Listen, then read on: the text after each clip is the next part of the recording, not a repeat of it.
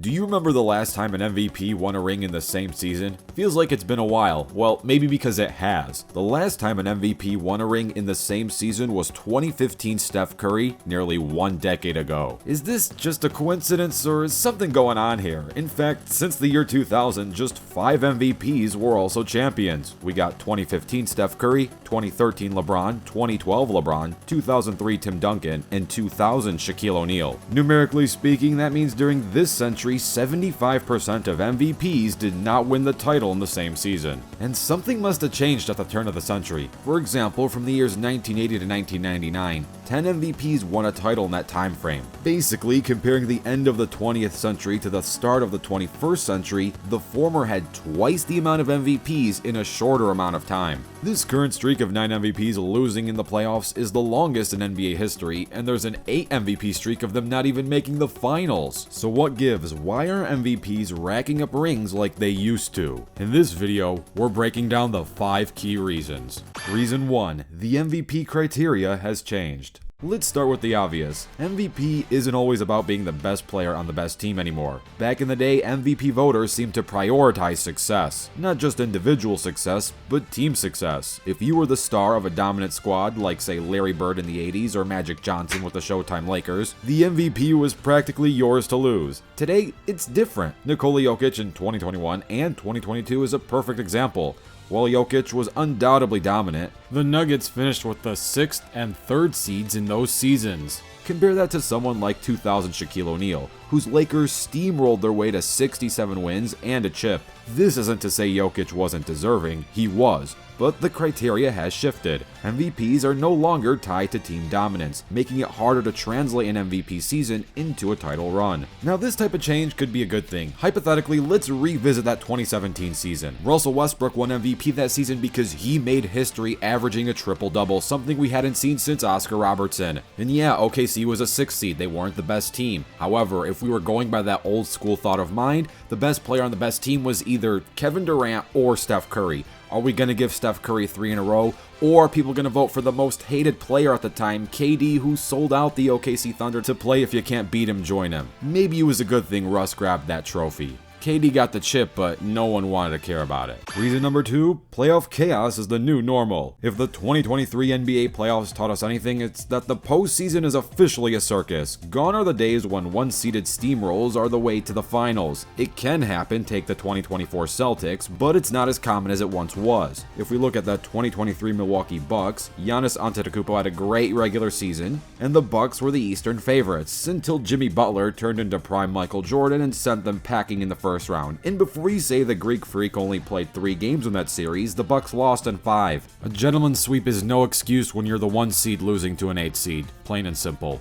The Heat simply had their number. Now, if you do want to use injury as a variable, well, so will I. The modern NBA is unpredictable. Injuries, load management, and the rise of parity means that even MVPs are vulnerable. Joel Embiid, the 2023 MVP, found this out the hard way. The Sixers collapsed against the Celtics in the second round despite Embiid's dominance. Why? Well, playoff basketball is a different beast, and even the best regular season player can't guarantee success in a 7-game series. Reason number 3, voter fatigue not only exists, it's evolving and getting hungrier. Let's talk about the elephant in the room, voter fatigue. Sometimes MVPs aren't crowned based on who truly deserves it, but rather who either hasn't won it yet or who has the best narrative. Case in point, Michael Jordan and LeBron James. These two could have realistically won MVP almost every year they played. LeBron's 8 straight trips to the finals should have came with 8 straight MVPs because he was the most valuable player on that team and in the entire league. There's no way those teams would have went to the finals without him. But voters, and maybe even fans, would get bored of that. Instead, we saw awards go to players like Charles Barkley in 1993 or Derrick Rose in 2011.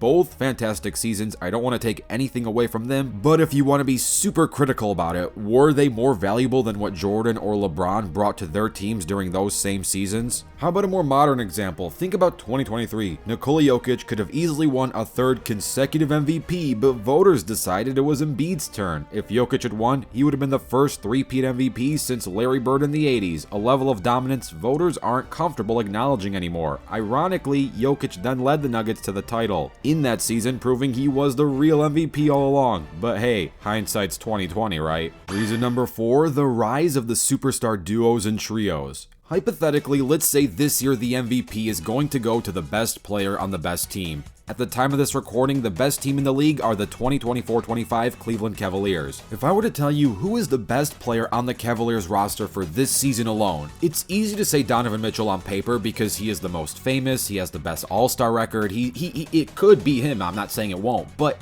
it's not a surefire answer. Evan Mobley is having a breakout season. Darius Garland, forget the free throw he missed against the Rockets, is having an amazing season. Jared Allen, many would say he's the glue of this team and the reason why they're winning because he's so defensively important. Who truly is the most valuable with a V player on this roster right now? Not who's the most talented, not who had the best history, who's the most valuable? That's not a surefire answer. Go back a season, let's talk about the 2024 Celtics. Who was the best player on that team? Heck, who should have won Finals MVP? Is it Jaylen Brown or Jason Tatum? It's easy to say Tatum because he's the most famous, he has the bigger history, but if you really think about it, obviously Jaylen Brown won the Finals MVP. If that were to represent a regular season MVP award, would it also go to Jaylen Brown too? It's debatable. These teams are no longer driven by one single player like they used to. Think outside the box, go even further at the peak of the quote-unquote super team era. Let's talk about the LeBron's big threes or Kevin Durant's super teams. LeBron playing alongside Kyrie Irving and Kevin Love. Kevin Durant playing alongside Klay Thompson and Steph Curry. It is a little hard to give just one player on that gigantic roster of talent the most valuable player award. And it's not impossible. You could eventually pick a player. It's probably easier for the Cavs. You would pick LeBron, but the Warriors is very debatable. Is Kevin Durant the most valuable player on that roster? I would argue Steph Curry, but he didn't win the Finals MVP. And how about that 2017 season as a whole? If one of the Golden State players were to win MVP, who would it really go to? It's a head scratcher. You would have to think about it. Reason number 5, the evolution of the multi-layered offensive coaching schemes. Reason number 5 kinda piggybacks off of reason number 4. Take head coach Kenny Atkinson, the current coach of the Cleveland Cavaliers. He was the former assistant coach of the Golden State Warriors, so if this team's playstyle seems familiar, maybe you could pick up the clues. Look at Mark Daigneault's Thunder or Ime Udoka's Rockets. These offenses are not like the 90s triangle offenses where you know Michael Jordan or Kobe Bryant is going to be the one to take the shot. Even JJ Redick's Lakers has a multi-layered offensive scheme. For example, Austin Reeves on the Lakers is averaging 18 points per game. That's equal to Miami Heat Chris Bosh. That's more than Cleveland Cavalier Kevin Love. Is Austin Reeves an all-star? Maybe he should be, but the point is it's surprising that he's scoring so much. Who should even be the MVP of that Lakers squad specifically? Would it be LeBron because of his long history? Is it Anthony Davis? He's their team's leading scorer. More advanced stats means there's more advanced voting, and that means the MVP isn't going to be the same way it was chosen in the 90s. In conclusion, so why are the MVPs such postseason losers? The answer lies in a mix of shifting criteria, playoff chaos, voter fatigue, and the modern reliance on multiplayer support system. In today's league, being the MVP means being exceptional, but it doesn't translate to the best player on the best team or the postseason successor. And as discussed in this video, it could be a good thing. The MVP is a regular season award, and it shouldn't allow the postseason to warp your mind when evaluating what actually happened during said regular season. But you let me know what you prefer. Do you like the previous generation's thought process of MVP voting, or do you like the more modern approach on how MVPs are being chosen? Don't forget to dunk on that like button and subscribe with notifications turned on. I'm Rebound Rewind, and I'll fast forward to you later.